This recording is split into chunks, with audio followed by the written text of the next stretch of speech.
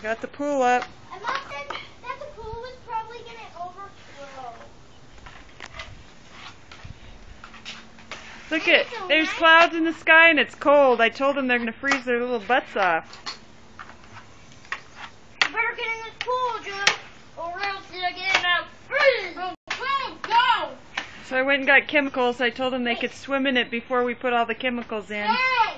A minute! Get down! Get down! Get down! You're on candid camera. Ooh, I you know just I am. I'm spit. yelling at her. Get down or get it now. Down. Don't be such a blubberbutt.